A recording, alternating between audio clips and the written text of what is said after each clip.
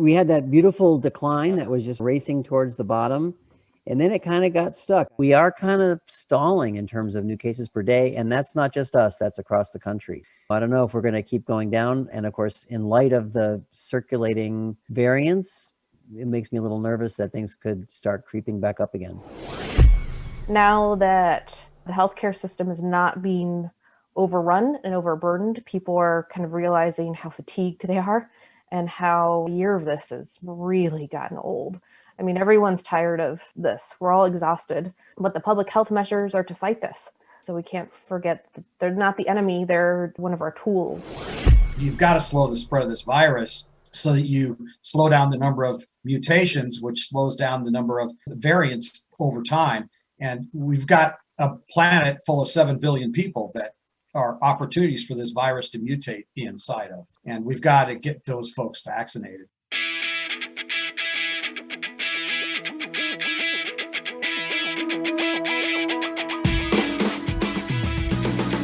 Hey everybody, welcome back to the Vital Spark podcast. I'm your host, John Ford, and the COVID-19 Roundtable is back. Once again, we've got a mixed bag of good news and bad news, along with some longer-term implications that we can't totally be sure about yet. Regardless, it is important that we continue to have our experts share what they know and what they don't, as well as project what may happen in the future. At times, they're processing, sorting, and adapting in real time, kind of like we all have been since this pandemic first began challenging our daily lives just about this time a year ago. Today, you'll hear us processing the latest news on how the decline in cases and deaths has turned into a plateau and possibly a newly unsettling trend of increase. Plus, we'll get more into how our healthcare system is doing, how statewide vaccinations are progressing, how new vaccines could help, and how what happens worldwide makes a difference for us in the U.S. and in Arizona too.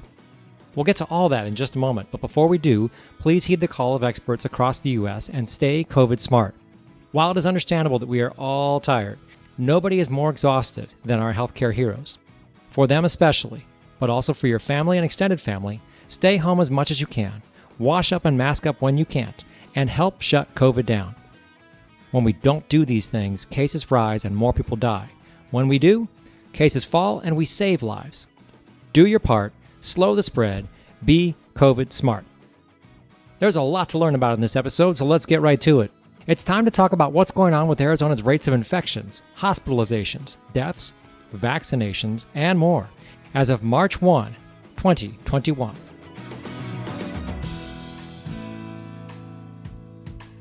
We've got some great people here to talk to you today. Returning in the seat, as he has since we started this darn thing, Mr. Will Humble from the Arizona Public Health Association. Will, how's it going? Happy March! Same to you, my friend. Same to you. Also, from ASU's Biodesign Institute, Dr. Joshua LeBaer. Josh, how's it going? I'm doing great. Thanks for having me. And the person I'm afraid to ask how it's going, but a wonderful guest nonetheless, Dr. Kara Green from Valleywise Health. Kara, how are you? Doing well, thank you. Happy to report that I've hugged my father for the first time in a year after he got vaccinated. A reason to celebrate. Yes. All right, let's play ball. Josh, the numbers. Right. They were dropping and now they're not. We had that beautiful decline that was just racing towards the bottom, and then it kind of got stuck. I wanted to start, and I still want to start having classes in person again. I was a little worried about doing it when the numbers were so high, and I thought I would wait till it got below 1,000 new cases per day, but it's not dropping below that at this point. So, I mean, the good news is the hospitals have opened up a lot. There's a lot more beds available in the hospitals as well as in the ICUs. But we are kind of stalling in terms of new cases per day, and that's not just us, that's across the country. I don't know if we're going to keep going down, and of course, in light of the circulating variants, it makes me a little nervous that things could start creeping back up again. Will, CDC Director Rochelle Walensky, she got on the video today and gave her update. She said we're up 2% in cases and we're up 2% in deaths. And that's at a level of 70,000 cases on average per day nationally and 2,000 deaths per day nationally. She finished her comments by saying, "Please hear me clearly. At this level of cases with variant spreading, we stand to completely lose all the ground we have gained." I didn't hear exactly what she said, but the vaccine has completely changed the assisted living and skilled nursing world. People are actually able to have visitors again. the residents in those facilities can now, the ones that are vaccinated are starting to feel a lot better about things. I didn't hear what she said. I think she's a good CDC director, but I don't agree with that completely. I'll give you the second half, which I should have given you before I asked you to comment. She said these variants, referring obviously to South Africa and whatnot, are a very real threat to our people and our progress, and now is not the time to relax. Well, I agree with that. So you cut off a little early, but no, I agree with that. But what I will say is, at least there aren't any devastating variants that we know of yet. I mean, the South African variant evades capture by some of the antibodies, but still the vaccines are working on that variant.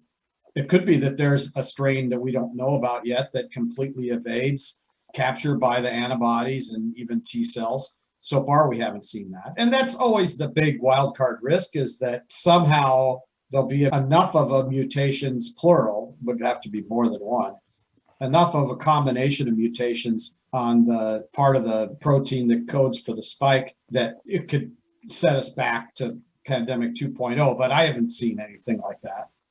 Josh, you guys work with TGen, and Yeah. I saw Dr. Ingo Thaler gave a really good lecture to one of the other boards I'm on, the Hospital Association board. And so far, and he's tracking that stuff closely in Arizona and internationally. And so far, there's nothing devastating. Not yet. We need to do more sequencing in the state, and we're up to do that now, both at ASU as well as TGen and U of A. All of them are going to start doing more sequencing. I think we need to do that. But so far, you're right. Even when the vaccines are tested in areas that are endemic with these variants, they still seem to perform well clinically. So that's encouraging.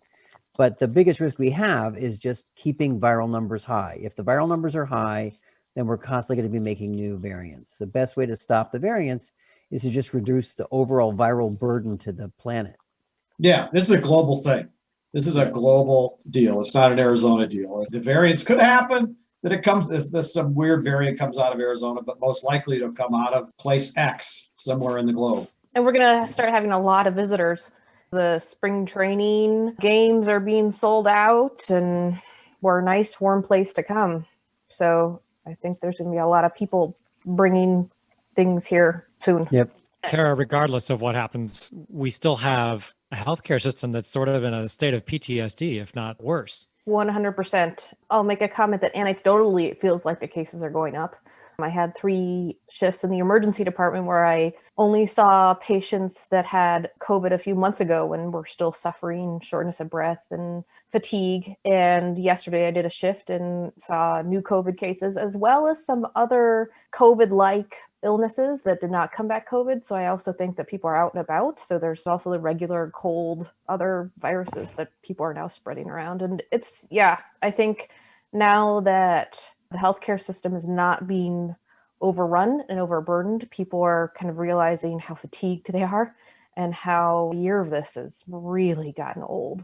I mean, everyone's tired of this. We're all exhausted, but the public health measures are to fight this. So we can't forget that they're not the enemy, they're one of our tools. And it's really hard to remember that when you're just tired. And I think we're also realizing that healthcare workers are leaving, they're retiring early, they're going to other occupations, they are just tired. You're not seeing any influenza, are you? I've seen none.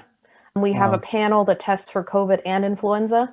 Previously, it was a different panel, but the one we use at our hospital is a combined panel. I have not seen a single case of influenza this year. We're already in March. And by the way, that's what they saw in the Southern Hemisphere too, Yes, that the mitigation measures, now we know how to destroy influenza. Not that we would do stay-at-home orders or that kind of thing, but the masking, I think, is something that is going to stay for some people, even when this is distant memory, because now we know that the masks, if enough people wear them, it does a number on influenza.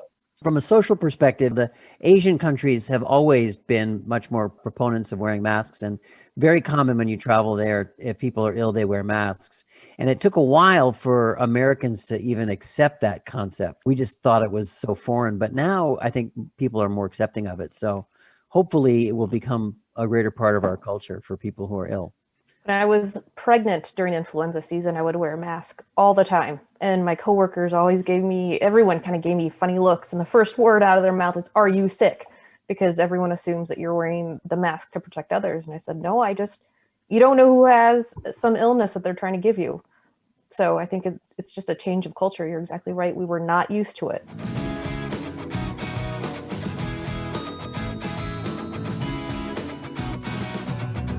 Now, even assuming that we end up in a situation where cases do remain plateaued or even continue to potentially go down, our healthcare system still has two factors going against it. Number one, the number of people who over this past surge have not been able to get the elective procedures they need to be healthy. And number two, the toll this has taken on healthcare workers. We'll start with the part about how many people are out there that haven't been able to get the care they need because hospitals have been overrun with COVID. Well, I don't know the numbers, but it's lots and lots and lots of people. And one of the things Josh talked about at the top was what's happening in the hospitals. But if you look at the bottom line number, in terms of the number of folks that are admitted both to ICU and regular beds, especially regular beds, it's about the same as it was during the peak. The difference is that a much smaller percentage of them are in there for COVID-19, which means that those people are in there for like valve surgeries in their heart, or prostate cancer that was slow growing, or hips and knees. And a lot of those procedures are like you have the surgery and then they still keep you overnight, sometimes two, sometimes a little longer, depending on what the procedure is. So we're starting to make some headway, allow people to benefit from those procedures that they've really needed. We saw after the summer surge in July and the very first part of August, from what I heard from many others, is that it took at least a couple months to dig out from underneath the backlog of procedures that people needed. And that was about a 6-week surge, actually 8. If you count the end of June, all of July, and the first part of August. This is a longer one because it's all of December, all of January, and all of February where procedures, unless they were urgent and life-threatening, weren't happening. So I don't think people will have gotten the procedures that they need till probably June, all in all, because you missed all those weeks of opportunities to help people. And it's not just procedures, it's also the routine mammograms and the routine stuff that people are just scared to get and just say, oh, I'll put it off. We see people that come in with what feels like later stage cancer. Now, is that any different than it was 2 years ago by the numbers? I don't know, but it sure feels like it. And we have patients still now that say, I wanted to come for my pain or my whatever, but I was so scared of COVID. And I know that it's here in the emergency department. So I just stayed at home and waited. Kara, when it comes to the second part of the equation, which is the staffing, which is the people who have been giving all this care, you're probably tired of saying you're tired, which thankfully, the New York Times actually, in conjunction with Valleywise, produced a video that can give us more insight for those of us who don't experience what's going on day to day. Can you talk a little bit about that? The video is amazing. It follows one of the ICU nurses at our facility, and they put a camera essentially on her chest, kind of like a body cam, and watched her go about her regular duties in the COVID ICU. And then they talked to her about what happened and what she sees. It is raw, it's emotional, and it gives you an idea of what healthcare workers deal with on a day-to-day basis. She works with the sickest of the sick. And so she saw death left and right. Many of us don't work in the ICU, but she expressed the same feelings and the same rawness and the same watching families suffer, watching people die, and not really knowing what to do about it. It put into words a lot of the feelings that I could never express and honestly didn't even know I had. A couple other elements of that. First of all, it really brings home the point that most of these patients died without their families. The nurses had to substitute for their families because families were not allowed in there. And it also brought home the point that many of these people were personally very careful about COVID, but you can only be so careful. And someone out there in your family or whatever in your circle is going to get it and bring it home, and then they would get it. And so the people who suffer are not always the ones who are out doing stuff. So it was really well done. It's a lot of multi-generational, not even households, but people that just interact. And if the teenagers and the people in their 20s aren't careful, they bring it home to grandma and grandpa. And that's what we see a ton of. For me, it was also very interesting that it made me feel not alone. I think a lot of places have done different things to try and help healthcare workers. They implement a wellness program in case they didn't have it, and they encourage you to talk about it. But Like so many other things, when it's a program that's set up, it doesn't necessarily work as well as something spontaneous. And I think a lot of healthcare workers now have some time to reflect on the past year and are realizing what the past year has been about and the fatigue and the exhaustion and where do we go from now. One thing that I think people could almost kind of sort of relate to is the idea of it not being in your job description, but you do learn how to use Zoom. I think the thing that is something that we can't possibly understand is how nurses in an ICU unit had to learn how to use Zoom in order to help families say goodbye to their loved ones. Yeah. It's amazing, the emotional roller coaster and the emotional support. And also in this particular video, a lot of the families spoke Spanish. So not only are they on Zoom, but they're also using an interpreter. Way too much distance for that. Highly recommended video, link in the show notes. Seriously, dear listeners, pause this podcast if you can. Click the link in the show notes and watch the Valleywise video produced by the New York Times. When you're done, we'll still be right here to talk about vaccination rollout, the vaccines themselves, COVAX, and more. But for now, please check out this video and appreciate our healthcare heroes. Let's talk about vaccinations. Will, progress seems to be being made. We now actually have not only county vaccinations by zip code, but the state released state vaccinations by zip code. Give us a rundown. What's the analysis? Does it tell us anything new that we didn't already know 2 weeks ago? Now, the state data that got released over the weekend doesn't tell us much because it's not age adjusted. So the beauty of what Maricopa County put out is that it gave the percentage of folks that have been vaccinated among those people that are qualified, that meet the guidelines. What we got from the state over the weekend is just the percentage of people that have been vaccinated, period. And so you see this deep, dark area around Sun City. All those 55 plus communities are in some of those zip codes. And so that makes it look like it's super high vaccination area, and maybe it is. But what you're really looking at least in that spot, is a really high density of people that qualify to get the vaccine. So what we really need is for somebody, and this is doable, it doesn't need to be the state health department that does it, is to go to the census data and put in the right kind of denominators for, even if you just use the number of people 65 plus in that zip code and then reran the percentages, it would give you a better sense of where we are statewide. Because of what Maricopa County released, we have terrific data and information for Maricopa. So if you're interested in how we're doing in terms of penetrating populations by income, go to Maricopa County Public Health maps.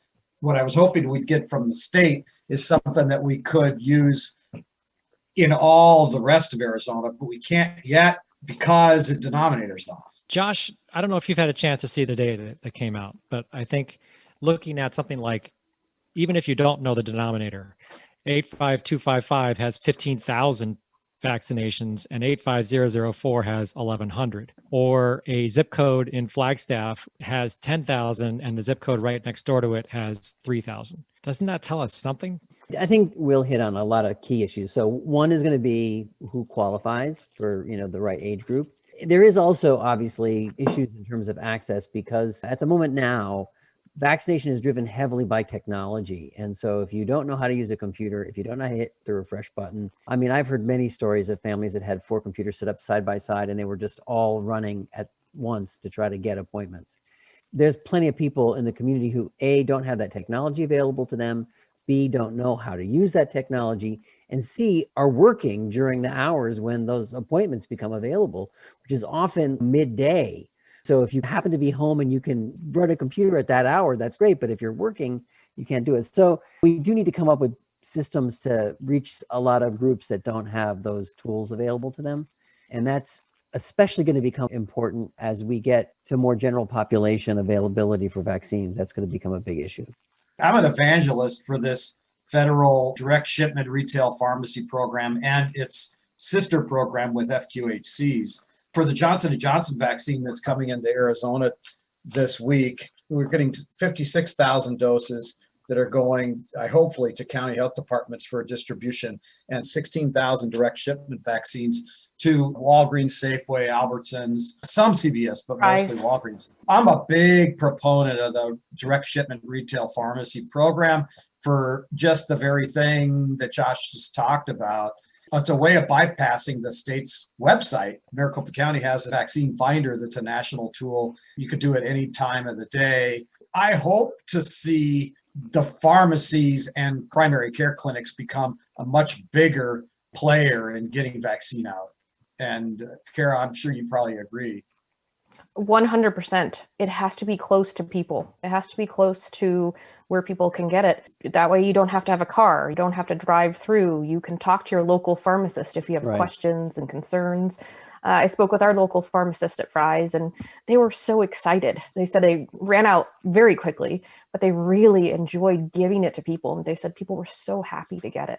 One thing we didn't talk about that's news that's related to this pharmacy topic is not just that the Johnson & Johnson got authorized yesterday and then CDC recommended it, but the FDA also authorized a change in the cold holding temperature of Pfizer so that it can be in the same kind of freezer as Moderna. So that removes one of the barriers to getting that Pfizer vaccine into the community. Now, Will, you had told me that that wasn't necessarily a game changer because of the way Pfizer ships its vaccine and the quantities in which they ship it. Yes, but it's not a total game changer, but it helps. Here's the thing, is once you thaw out the Pfizer vaccine, you have 5 days in which to use it. But once it's reconstituted, then you have only 5 hours for that part of it. So it improves the flexibility. But you're right, once it's reconstituted, and because it comes in boxes of a little over 900, it still lends itself more to these mega sites. Yes, it does a little bit. So here's the question. And Josh, I want you to try the answer first. Given the rate at which the pods in Arizona are vaccinating, which is a significantly high rate on a daily basis, given the amount of inequity we already see in vaccinations, is it actually possible that distribution to pharmacies and distribution to FQHCs can actually close the inequity gap? I think that it can. I think the high throughput pods are good for what they're doing, which is the high density population areas. There's a lot of people in those areas. A good chunk of our state lives in Maricopa County alone. And you need those sites to get those folks. But I think the state's aware of this now. They need to divert doses to these other locations and to other mechanisms so that we can reach the populations that are not in those high population areas. Well, some would say the state has been diverting the other way. They've been diverting towards the mega sites. They have been, but they're aware of the issue now. They're putting together plans at the moment. I don't know what the details are yet. Yeah. Thank you, First Amendment. Journalists writing articles is what got this started. It's showing that there's this inequity, something that they could no longer ignore and needed to address. But let me do a quick math thing with you. Let's say the State Farms pod is doing 10,000 a day. I think they're doing more like 6, but let's just give them credit for doing 10. Now let's transition and figure out how that would compare if we were dominated by a retail pharmacy type of distribution system. There's 1,500 pharmacies in Arizona. Let's say you could get 1,000 of them to participate in vaccinations. If you could just, in the number of hours that pharmacists are there, let's say a 10-hour shift, if you could get 5 an hour, that's 50 per day at each store. What would that be? That's 50,000 shots a day. That's 5 mega sites running 24/7. So I think one of the things that people see on television is a big mega site with cars and helicopters flying over it taking footage, and that becomes a compelling narrative, and human minds are attracted to that. But when you look at 1,000 pharmacies around the state with 50 people coming in and getting vaccinated each day, that's not an image that resonates with people, but it's a much more efficient way of getting vaccine to people close to home, especially in areas that aren't super urban.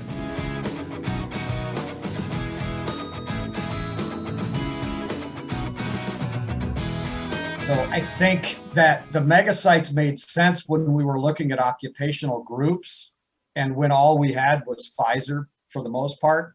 But now that we're into the general population and not the occupational groups, and we've had these more flexible cold holding temperatures, and now 3 vaccines, one of which is a SNAP to store and handle. And I'm glad Josh is saying this is true, that the state recognizes that they need to start prioritizing more of the community vaccinators rather than the large mega sites. I hope that's true. From my own perspective, I'll be glad to know when it's not being controlled by a state appointment system, because as somebody who has now volunteered multiple times and watched people drive in, people who are clearly qualified to get the vaccine but don't have an appointment, having to be the one to tell them they cannot get their shot, it's supremely frustrating. Kara, do you live for the day that somebody comes into your emergency room with a laceration or a sprained wrist and you could say, hey, have you had your vaccine yet? And would you like one? That would be amazing. I can't even fathom it, to be honest. We give out tetanus vaccines left and right, but I can't imagine. I think it'll be happening in May. Oh, that'd be great. That would be amazing. Right now, you just walk around and we assume everyone has COVID, which is why we always use our PPE. But the fact that that could be a decreased burden would be great. Will, let's talk more about how that's going to happen, because now we've got J&J, and J&J is more amenable to many different situations, but we do have more vaccines on the horizon as well, correct? Yes, and I don't, for the life of me, know what the heck is happening with AstraZeneca, the Oxford partner. The UK have authorized that vaccine right before New Year's. The EU has been using that vaccine, has authorized it, the 26-member organization. They're using it and have been for over a month now. And the trials have been impressive. All the clinical trials, phase 3 that have been published, I got some of them up on my blog, and yet they haven't even applied to the FDA yet. I don't know, Kara or Josh, if either of you know like what the heck is going on with AstraZeneca, but they have the biggest federal contract for delivery of vaccines. Yes, a huge contract, yeah. Yeah, and globally too, they have lots of contracts, but they've got the biggest U.S. contract. When I have the graph here, I was going to say it's bigger than Pfizer and Moderna combined. It's not, but it's close. And yet I can't figure out what's going on. Right. Josh, you had talked about this a while ago, how the AstraZeneca vaccine originally made a bunch of, can I call it mistakes in the phase 3 trials? They ran different trials at different doses, and I think that slowed their process down. I think the others understandably went straight for one thing, their most likely to succeed thing, to get it done faster. And I think that was the mistake AZ made. And yet somehow, now that Europe and the UK are basically wanting one huge phase 4 trial, the US still is not moving through. Well, their higher dose works. I mean, I think that is what they learned, was that the higher dose is the better dose for sure. So I think that's what we're going for now. We've talked about this idea of people wanting to choose their vaccine based on its efficacy. The one thing that is starting to become more often said than not is that it doesn't matter which one you get, because they're all 100% likely to keep you out of the hospital and to keep you from dying. Right. The best vaccine to get is the one you can get. Whatever's nearby, take it. I think that's the most important message. And in fact, while we don't have a lot of good data on how many people are getting both doses of Moderna and Pfizer, past history tells us that when vaccines require a booster shot, a lot of people miss the booster shot. I don't know if that's happening. I haven't seen the data. At least so far, I haven't heard that that's a problem. What's been a problem is, for a while there in January and part of February, people had a hard time scheduling the second, and that the scheduling part of it was a hassle and a problem. But I think so far, most people are highly motivated to get that second dose. That may change as we progress ahead, because there is some evidence that was published in, I think, Lancet this week, looking at data from Israel, which has done the best job getting vaccine out, that shows really how effective the one dose. That study was Pfizer, it wasn't Moderna, but on par with what we see with Johnson & Johnson, with the one and done. There are going to be people who see that, understand it, and decide to take a pass on the second one. And you know what? Who could blame them? I mean, my board's going to probably be mad at me for saying this because it muddies the water on vaccines, but it's the scientific truth that a one dose of the Pfizer or Moderna, at least from what we're seeing in this data that was published, it does look very encouraging. Yeah. I liken it like you're going shopping for something, right? You're going shopping for a food and you have 10 brands you can choose from.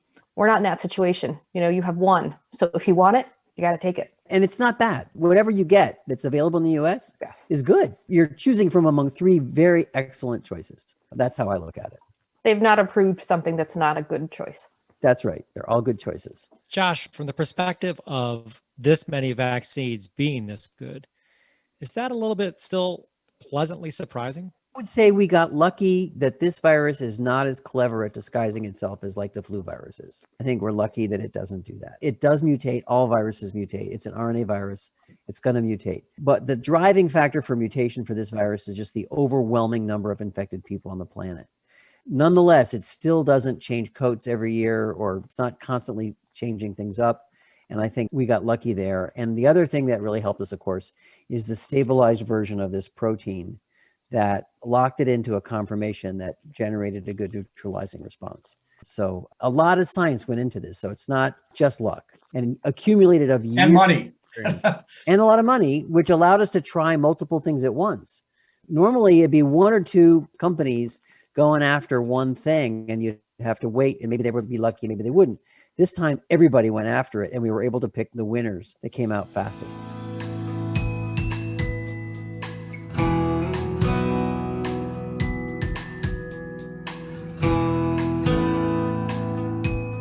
So, Will, Josh has brought up the planet more than once. He's talked about the importance of mutation relative to how the world responds to this pandemic, not just the United States. When it comes to vaccinations, there's a very, very important organization out there called COVAX that we've only briefly, if anything, mentioned on this podcast. Talk about what COVAX is, what it does, and why it matters.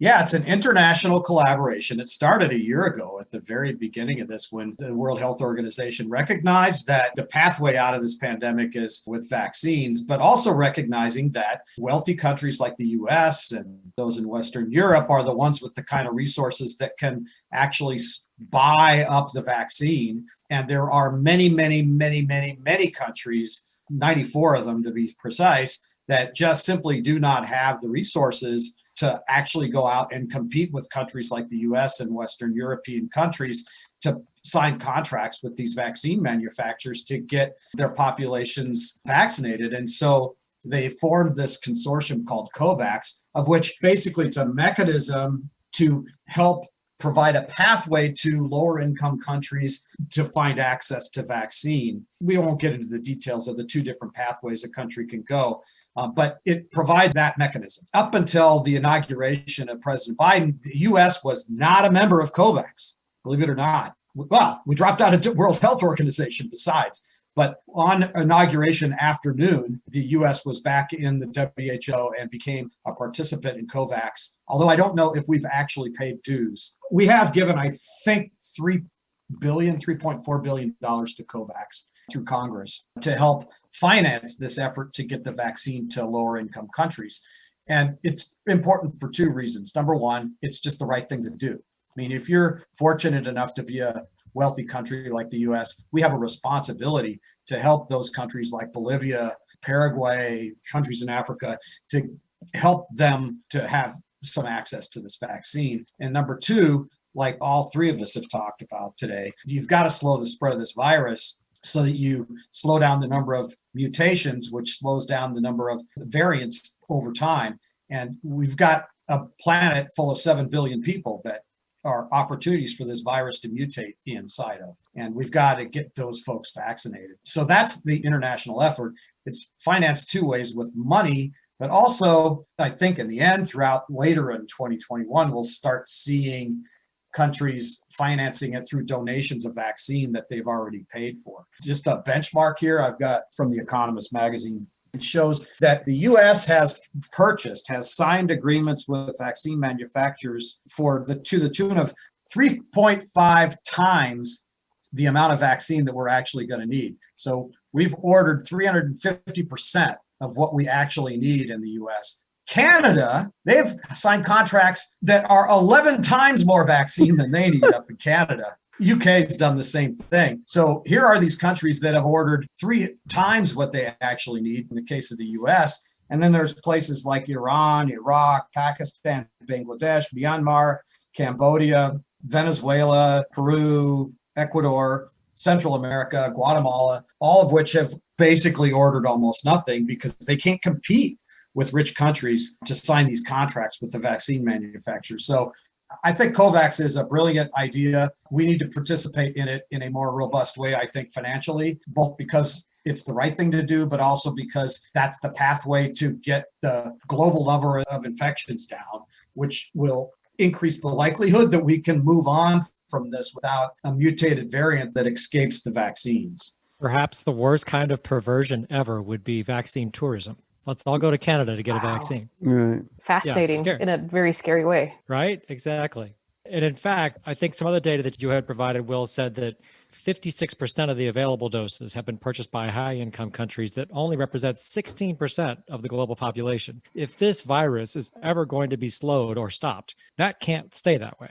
Yep, absolutely. Josh, your thoughts on COVAX? I think it's a really important issue. Yeah, you have to remember that the virus does not recognize passport control. Virus goes everywhere. We learned that early on in this, and that message keeps coming home. I mean, the variants that arise in other places end up everywhere. So we need to stamp it down everywhere. I think it's impressive that they're trying to address the causes that the lower income countries can't get the vaccine, basically an economic pressure.